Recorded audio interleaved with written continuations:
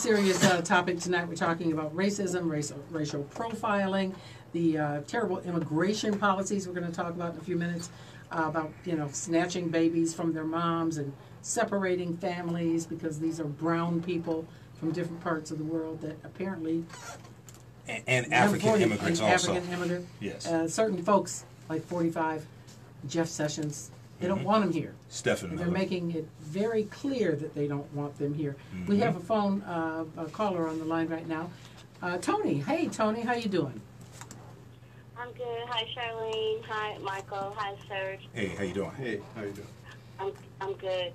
You know what? We fail to realize that white supremacist global society realizes that we are the majority of people on the planet, and we always have been, and we always will be, because every indigenous people is black on every continent. Dr. Ivan Van Sertima and Wayne Chandler, they all wrote about it.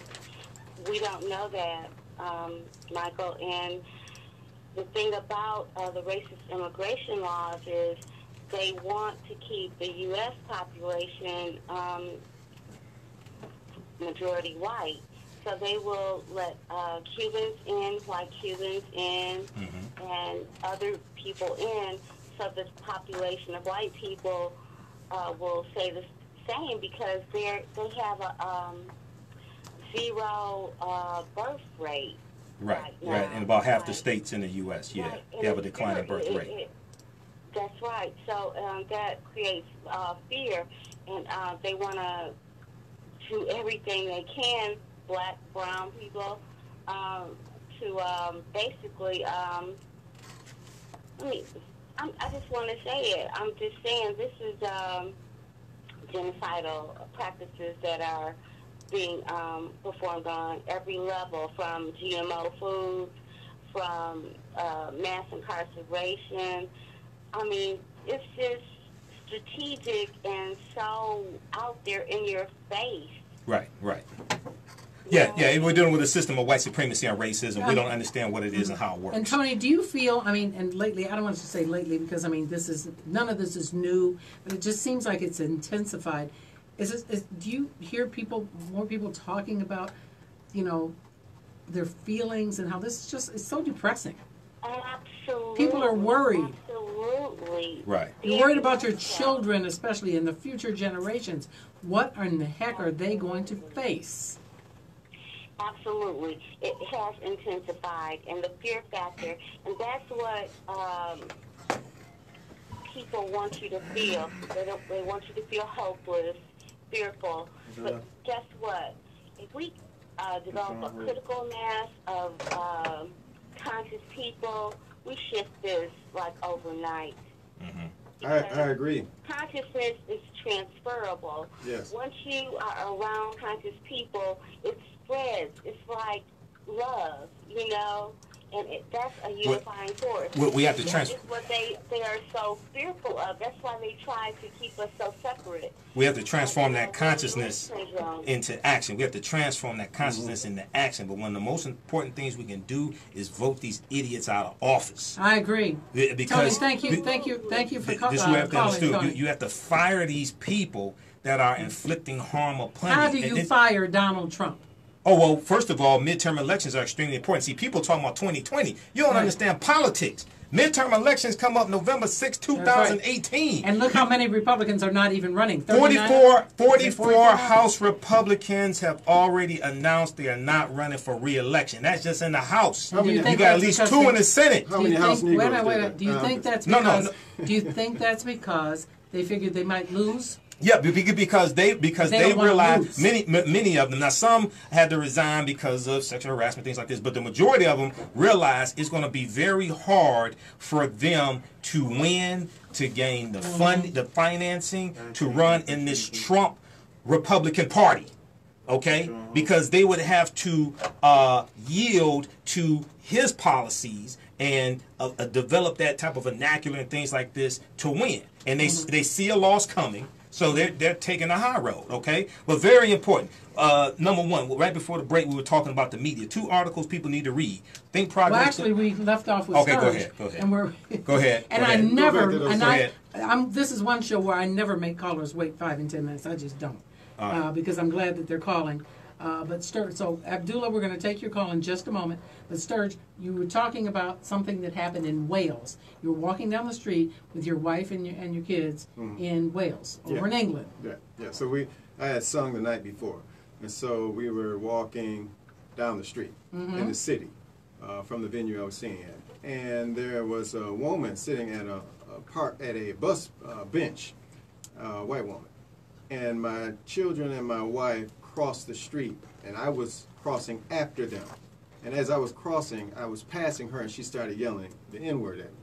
And she was saying it loud, and like screaming, you know. And I was looking at my family to see if they heard it, and they were going to turn around, and they didn't. So I was hoping they hadn't heard it.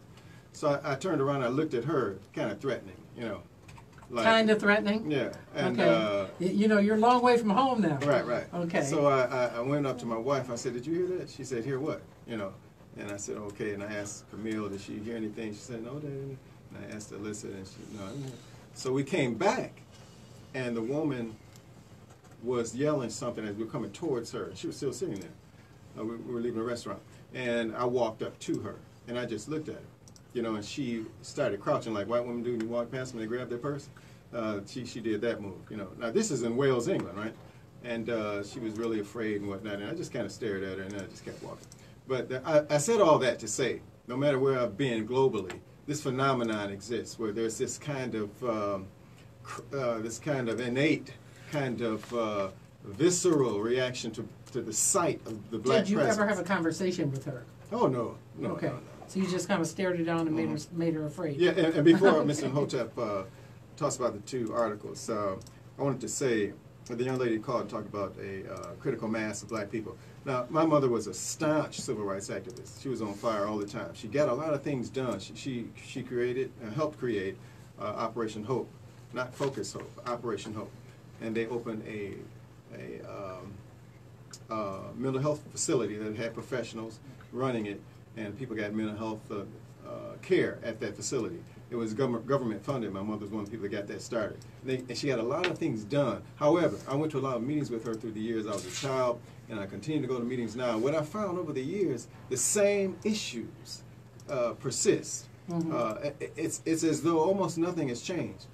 And so that's the way I'm feeling lately. And it's so like, what changed? We thought things were different, it but they occurred weren't. to me that I need to do something in my own life, right? And it also occurred to me I can make small steps. Now, it's important to get together with black folks who think like you, so you can make some changes in your neighborhood and so forth. But I teach my 5-year-old daughter the difference between right and wrong in terms of what we're talking about, and I explain it to her in terms I hope she understands. Like I monitor her media intake or exposure, and when she's watching cartoons that has an all-white cast and the white guy saves the day and all that, I tell her to stop watching it, and I explain to her why. Right. And so she doesn't grow up with complexion complex, light skin, dark skin, and all these kinds of things, and good hair and bad hair. And all these things are critical. And these are small things we can do. And I'm looking for a freedom school for my daughter right now, because I don't want her to be immersed in white supremacy where it becomes too late. And when we talk about little things we can do to make a change, you can make, this is for black folks watching right now, like I have my Facebook on live. When you go to these Chaldean and Arab stores in every black community on every corner, and you get your change, for example, and it's the item is 99 cents, and they say it's $1. Do something as simple as say, "Give me my penny." Right, because if they do that all day, every day, all week, every month, all year, every year, year after year, they collect a lot of pennies. That's significant. Not only that, turns into dollars. Not only that, though, when you say that, it's empowering, and at that point, the person realizes you are aware that you're in fact being cheated, and you want your money. Now, someone may say that's just a penny, man, but no. If it was just a penny, just like the vote, if your vote doesn't matter, then why are they trying to take your vote away? Why are they keeping the penny? All these small things have to do with big things, and also as to critical mass and black folks coming together. I propose that this is my first time meeting Mr. Imhotep, and I've watched a lot of his videos. Thank you. And I've only been aware of him through Facebook and YouTube, and that he and I get together with some other people. And it doesn't always have to be about how many tens of thousands of dollars can we get together, and it may turn into that, who knows. But that we start to make some progress and some movement. And we all know about usurpers and people who come in from the government and whoever to try to destroy it. But since he's on the air with me right now, I would like to invite him to meet with me, and maybe we can get some movement going. Absolutely. You know, I think it's a great idea. We're going to take a call from Abdullah. All right. Good evening, and thank you so much for being patient. Oh, well, thank you for taking my call. And, it's not a show. Y'all got a school. You educate people. And there's one thing I'd like to say, which I know and will take you deal with this. Yes. A lot of people are saying that there's so-called view that God shows people and all of that, myth. And I got a friend, he's a black Jew, the real Jew is black, and he lived in Israel for 20 years. He got children over there now. He left to come back. And he gave me some stories about what he went through in Israel. It's the same as what we go through black people here. Right. They're discriminated against by the white Jews. That's right. Right, yeah. And I got books in my library. That so-called Jew was the one that owned the ships and things that enslaved them. With some of the ships, not all. Some of them were owned by just straight up Europeans. Some of the ships, yeah. Right. Yeah, some of them, yeah. I got the books and everything on them, Okay, keep up the good work, okay? All right, thanks, brother. I'm going to steady listen. All right, thank you. And thank you. And who is this? It just says one? I think that's one I am. Is one I am? Okay. How you doing? Good evening. Hey, thank you very much. And God is great. Thank y'all. Yes. Thank y'all for the energy and everybody. Miss Christian, how you doing? No. This is Charlene Mitchell. No, she's on last night. Oh, okay. I'm Charlene Mitchell. Okay, Yes. I like that better. No, don't say you like. We want you to like both of us. Hey, it's all love. We Right. love the universe, first of all. Right. Let's understand that. This whole planet is ours. So what do you think is happening? What's happening in the world? What are we going to see? I mean, there's so much going on that's destructive. It's destroying the sanity of many people, the peacefulness of many people, because every day something new happens that interrupts our well-being. Well, the information is here. We're the information age, and everything is on the table now, in clear view. And people are deciding. You see what I'm saying? People don't want it anymore. They see the colonization as ruling the world, and by a certain factor of, I don't even know what to call them, But it's a negative energy, and the positive is just coming up, and it's just an energy. It's not a skin color. It's an energy. Well, it's kind of bad energy right now. Well, no, you can't. I mean, we're rising up. The good is rising up. It's going to be painful in a sense if you view it as pain, but I see it as greatness. The greatness is arising. You see what I'm saying? And the wickedness is falling, basically. Right. And this is coming from a dimension we don't even know about. Well, I hope you're absolutely right. I hope you're. Well, you have to have the faith in yourself to believe it. Right. Well, I'm speeding things along because we have because we got another segment coming up. We have another segment that we haven't gotten on, but thank you so much for calling. I want to hit some things, and we got to make it really fast because we want to have Sharon Freed Moreland on. She was supposed to be in our first segment with the Detroit Recreation Department, but she got held up in some things, so she got here a little late, but we're still going to let her promote her summer camp. But first of all, taking a knee, NFL. Should the president be getting involved with NFL Absolutely not. That's a labor issue. Donald Trump should stay out of that. Donald Trump is angry because when he tried to get an NFL team in the 80s, he was blocked by the NFL owners. So then he goes to the USFL, buys the New Jersey Generals. And Trump is basically credited with bringing down the USFL. Okay, so Trump has a hatred, he has a grievance against the NFL, one.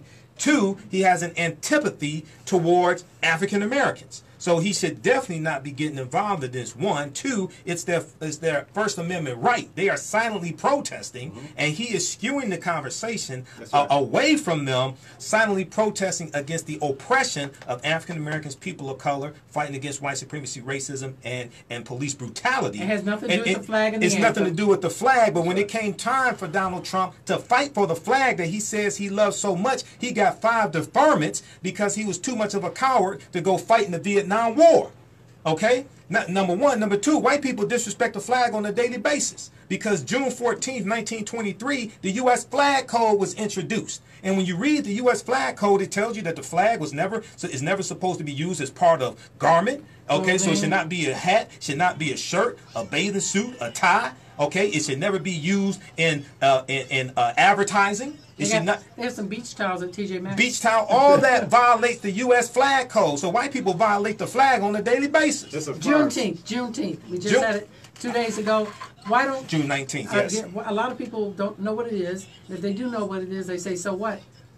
Why should we care about it?" Well, we should care about it because it deals with our history. June 19th commemoration. But should it be a celebration? Yes, we should celebrate. Yes, we should celebrate it, but we should tie that and have a better understanding of history. Because I was just in Atlanta this past weekend for a 3-day Juneteenth celebration. Did 2 presentations down there. Talked to a couple hundred people, and most people there didn't know about Juneteenth. That commemorates June 19th, 1865, when Major General Gordon Granger delivers General Order Number 3 in Galveston, Texas, to let those enslaved Africans in Galveston, Texas know that they were free. This is 2 weeks after the Civil War ended. They've been free for a while and they didn't even know they were free. Well, one, the Civil War ended June 2nd, 1865. It ended 2 weeks prior. They didn't know the Civil War was over, one. Two, the Emancipation Proclamation was delivered January 1st, 1863, but that did not free the enslaved Africans. As the Union troops are going through the Confederate territories, they are enforcing it and freeing them because they have the military force there.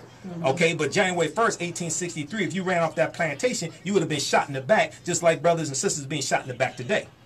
And speaking of that, the gas stations in Detroit. I'm skipping around because I want to hit all these points. And Mississippi, by the way, did not recognize the end of slavery until 2013. Yeah, they had to ratify the 13th Amendment. The 13th Amendment had to be ratified by 2/3 of the state legislature. In Mississippi. Right. Wow.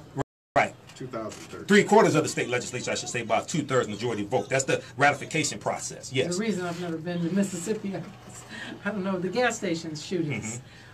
People going into gas stations, buying these loose cigarettes, this, that, and the other. Right.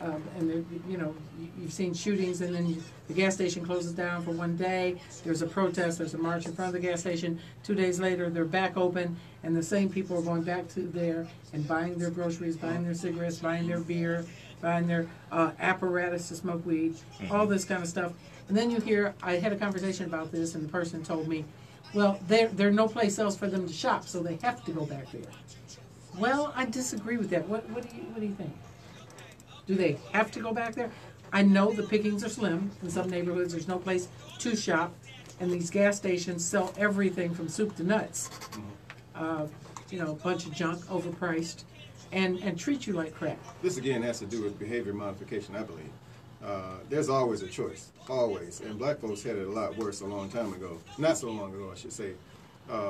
When black people get mistreated, this is all symptomatic as to what Mr. Imhotep was talking about. It's all symptomatic as to aggression and violence visited upon black people through white supremacy, racism. Excuse me. Okay. Excuse me. And black people can change this. We can change these things almost overnight. Redistributing the pain, as Michael was talking about. Yes. Not spending your money there. You don't have to go and buy some loosies. However, this has to do with consciousness, right? And if you are conscious of the situation, then you can respond to it consciously. If you're not conscious of the situation, you can't respond to it consciously. So this has to do with teaching black people. And this for me, is kind of a quandary. This is, where do you gather black people? How do you gather black people? Do you do it through social media? How do you reach poorer black people who are not likely to read the newspaper or to turn on the news or to do a number of things where you can reach them? how do you start to change this behavior through information? I'm going to really have to cram a lot in here because I want to talk about local politics in Detroit and in Michigan. There's a big, like you say, the midterm elections coming up, and the 13th district of Michigan is an open seat, left open by John Conyers resigning. Right. And you have a host of people. Yeah. And I was out down by the Charles Wright Museum yesterday, as I was going to a meeting at Ronald McDonald House, right? And I see a big, gigantic trailer right across the street at the little grocery store across the street from the museum for Bill Wild. I mean, he has strategically placed, and he didn't start spending a lot of money early. Running for governor. He just, no, he's running for Congress. Oh, Congress. And Okay. he's the mayor. District. He's the mayor of Westland, Okay. and he's the only white candidate, and he's Okay. the only non-Detroiter running for that. Right. Because you got Ian Conyers, the other Conyers got thrown out. Yeah, He's not in it. And you have Coleman Young Jr. And you have Brenda Jones. Right. I'm sorry, I didn't mean to laugh. I didn't mean to laugh. Yes, you did. But anyway, Brenda Jones is running. So you're trying to, is your And I'm question, saying, how do we determine? Yeah, I mean, if Bill Wild wins, and he's predicted to probably win, a very good chance of winning, it'll be the first time that the 13th district has ever been represented by a non-Detroiter. Right. And it's just like with a white mayor. Once these things happen, do we ever get it back? Is what No, I'm saying. I don't think Do you get it ever back unless get they it back? abandon it. Unless they abandon Yeah. it. What we have to Like- do is go to house.gov, which is the official website of the House of Representatives, or cbc.house.gov, Congressional Black Caucus website. Look at what the duties of a member of the House of Representatives is in the first place to understand, and then we need to look at the record of the people running to see who is best positioned, who has experience to deliver the most to us. Okay, and we need to have some standards and look at how have you helped African Americans in your previous positions? What money have you brought to the community? What have you done in your previous positions? Okay, and then look at who has who would be best suited for that 13th district to help African Americans in this community. If they can't help us, we don't need to vote for them. Well, somebody's going to get that spot. Yes, somebody needs to vote. Somebody needs to get it, and somebody needs to vote. But we have to understand first what are the duties of a member of the House of Representatives. What do they do? A lot of people don't even know what the city council does. No, I understand that. People are That's why I'm saying. That's why I'm directing them. Misinformed. That's why I'm directing people to the place where they can find out what the duties of a member of the House of Representatives is in the first place. And that is where? House.gov, which is the official House.gov. website of the House of Representatives. House.gov, HOUSE, okay? And you can go to cbc.house.gov, which is that's the website of the Congressional Black Caucus. Every member of the CBC has a page there. You can look and see what they've been doing. Yes, you you can can. look and see which bills they've been sponsoring, things like this. One more subject, and then Yes. we've got to get Sharon on. Immigration. We've seen it for the past 2 weeks. We've seen hundreds and hundreds and hundreds of children inside these big cages that they don't call them cages, but they're just big cages. And their parents are someplace else. Now we have a bunch of them that have been brought to Grand Rapids. And I'm kind of wondering, are there some special foster parents in Grand Rapids? I mean, Betsy, the DeVos people are there. Let me. I mean, who are the people who have these little kids in Grand Rapids? Let me say this. I do. I live in Detroit. Yes. I was going to say we live in Detroit. I live in Detroit. Me too. And I don't frequent any of these places, but if you drive down 8 Mile, which is a point, the northern end of Detroit, before you go into other cities, all of these strip clubs are on the Detroit side. Yeah. And it's my understanding that it's full of Eastern European strippers. And they found that a lot of these people have been trafficked or brought into the country illegally to do this for prostitution, for drugs, all kinds of things in the strip. Listen, white folks are not concerned about those strippers on 8 Mile. White folks are concerned about they fear white genetic annihilation. That's Right. what they fear. Okay. That's what this is about. So what do you think about these kids being snatched from their parents? Yeah, of course it's wrong. It's wrong, and you have those coming from Central America, South America, the Caribbean. You have African immigrants coming through there, Afro-Latinos, okay? But this is one of the cornerstones of Donald Trump's campaign because he tapped into the fear of the browning of America. Yes. So many white people. He appealed to a lot of older, many of them not college-educated white people who feared the browning of America. And if you read this article from theatlantic.com, it was cultural anxiety that drove white working class voters to Trump. Okay, it was cultural anxiety that drove white working class voters to Trump. Many of them are sticking with it. Well, but the thing is, great thing about it, but 2020, he has a declining base. He has a declining base. In 2020, you're going to have 12 million 18-year-olds voting for the first time. 50% are of color. All right, so we have to understand this game that he's playing, and he's trying to appeal to his white supremacist base with these harsh immigration policies. Well, I'll tell you, he flipped on it today, and he said, well, you know, I don't like this happening, but we'll see what happens. Because it was an unexpected backlash. We're going to take a very quick call. Leroy's on the phone. You got a minute or less. Then we got to bring Sharon on. Yeah, thanks for taking my call, but I got news for you. Those are not old white folks that Trump, who support Trump. That's one thing. You know, well, who are they? Who are they then? These are young white folks, the same white folks that Reagan appealed to, who just are white and they're going for the deal. You know, we white, we're going to stick together. This is our country. The NRA, all those people they're not old white folks. These are young white folks he's appealing to, and they support him. This other business about these people who own these stores and these strip clubs up and down 8 Mile and everywhere in our community, and who sell dope in our community.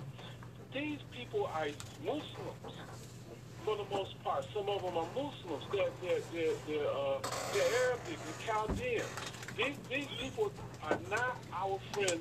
These Abduls and all of these people, these Sharees and all of these people. Do you know Sharee has a belief system where they actually believe in discrimination? That's part of their religious belief. And if he becomes governor,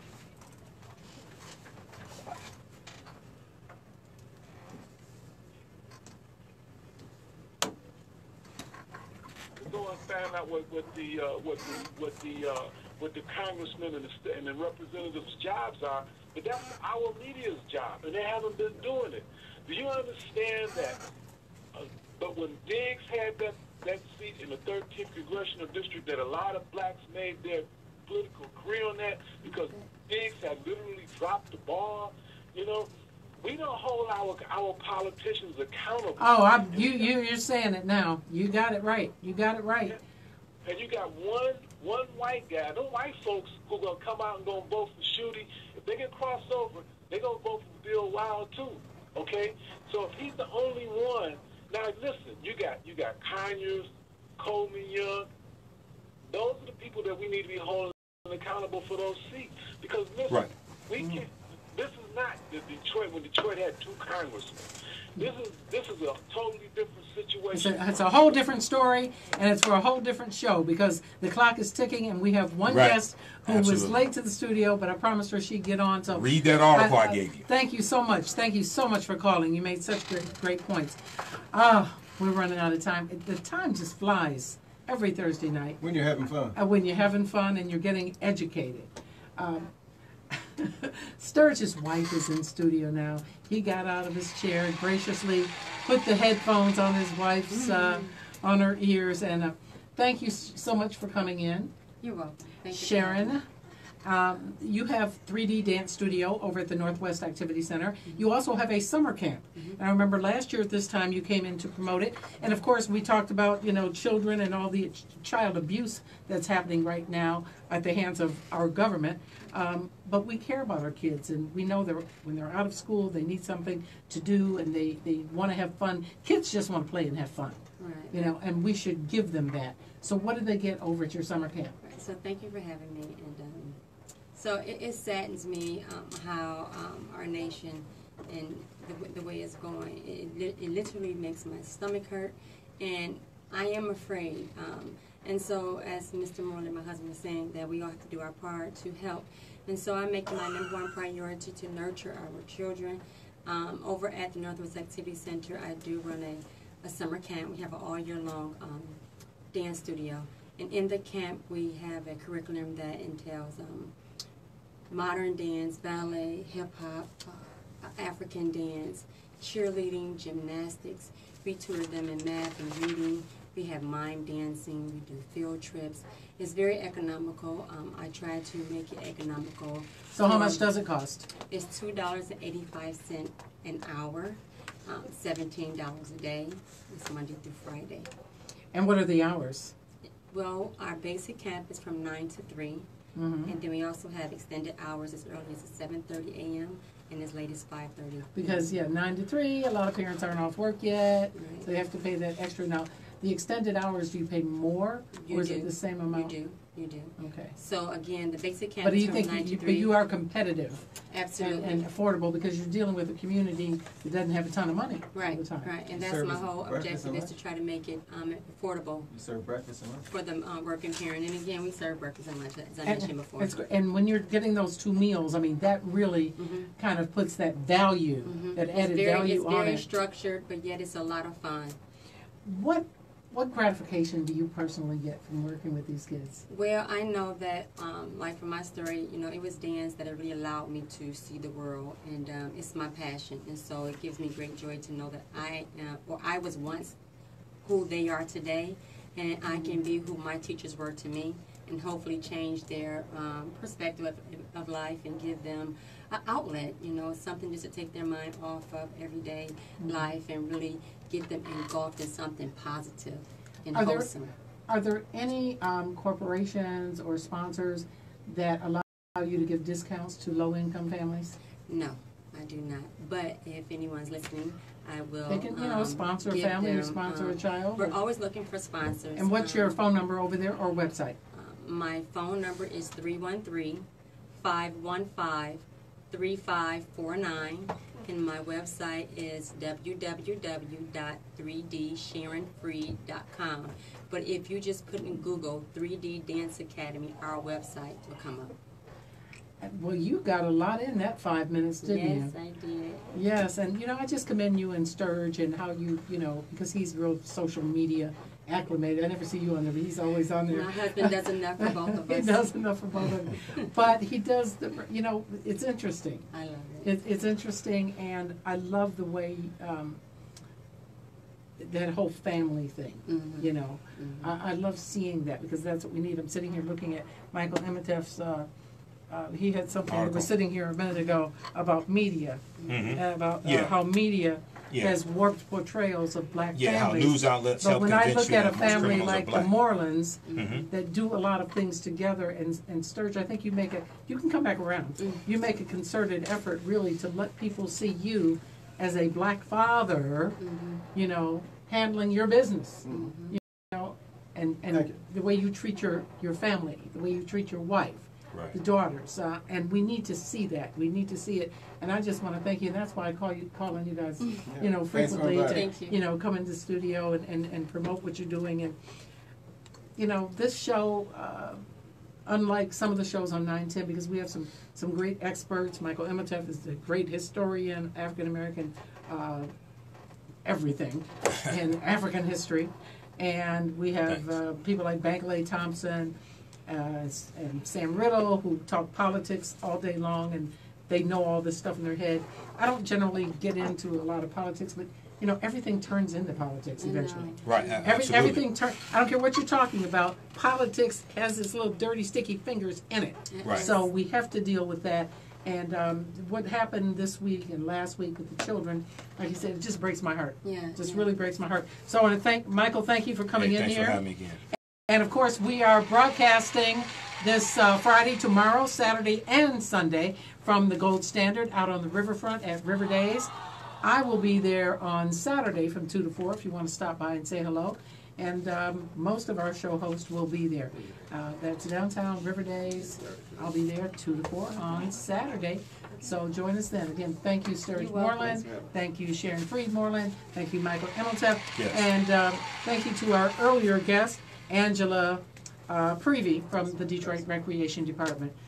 There have to be better days ahead. Let's pray there are. We'll see you next week. All right, guys. Talk to y'all later. Peace. Visit AfricanHistoryNetwork.com. AfricanHistoryNetwork.com. You can also donate to the African History Network. PayPal.me/the AHN show. All right. Talk to you later.